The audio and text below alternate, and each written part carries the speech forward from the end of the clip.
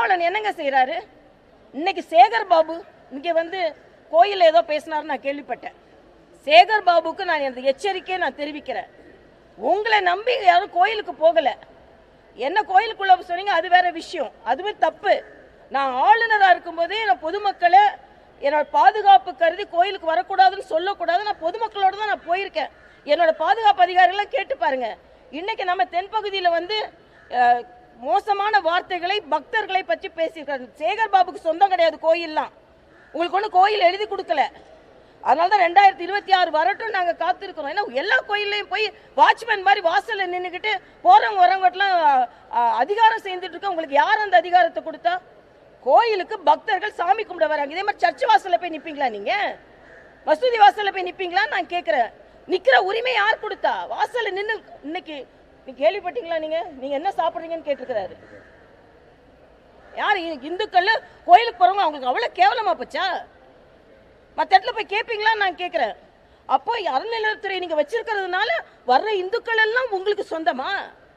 இது கடுமையான இது 2026 இதற்கான பதிலை நீங்கள் பார்க்கத்தான் போகிறீர்கள் சொல்றேன். என்ன மாதிரி ஒரு நான் வந்து அதிகாரத்தை என்னைக்குமே பயன்படுத்துறதில்ல. என் கட்சிக்காரங்க கூட எங்க மாவட்ட தலைவர் இப்ப தம்பி வர்றாருன்னா நான் கூட்டி விட்டுட்டு போக முடியுமா? நீங்க 50 பேர் 60 பேர் போவீங்க. ஆனா உங்களுக்கு கோயில்ல பிரச்சனை இல்லைன்னா கோயில கூட யாரும் வரமாட்டாங்க. வந்தா போட்டோ எடுத்து ஸ்டாலின்ட்ட காமிச்சிட்டா இவங்கெல்லாம் கோயிலுக்குள்ள போனாங்கன்னா சீட்டு கிழிஞ்சிரும். அதனால கோயிலுக்கு வேணா நீங்க தனியா போவீங்க. மற்ற இடத்துல நீங்க எப்படி வரீங்க? துபுதுபுதுபுதுன்னு வரீங்க. ஆக எங்களுக்கு நம்பிக்கை இருக்கு. என் மாவட்ட தலைவர் 4 பேர் கூட வந்தா தனியா போனா என்ன அர்த்தம்? இன்னைக்கு இந்த கோயில வந்து நீங்க ஏன் எப்படி பேச முடியும்? நீங்க இந்த கோயில் வாசல்ல நிக்கிற உரிமையை வாட்ச்மேன் மாதிரி இருக்கிற உரிமையை தமிழ் மக்கள் தான் கொடுத்துருக்காங்க. சர்ச் வாசல்ல போய் நிப்பீங்களா? மசூதி வாசல்ல போய் நிப்பீங்களா? அதனாலதான் சொல்றேன், இது ஒட்டு மொத்தமா ஸ்டாலினும் டென்ஷன்ல இருக்காரு. அவரோட டென்ஷனை வாங்கிட்டு சேகர் பாபுவும் டென்ஷன்ல இருக்காரு. அதனால 2026 திருப்பரங்குன்றத்துல ஒரு ஜட்ஜு சொல்றாருங்க, நீங்க விளக்கேத்துங்கன்னு. உங்களுக்கு என்னங்க பிரச்சனை?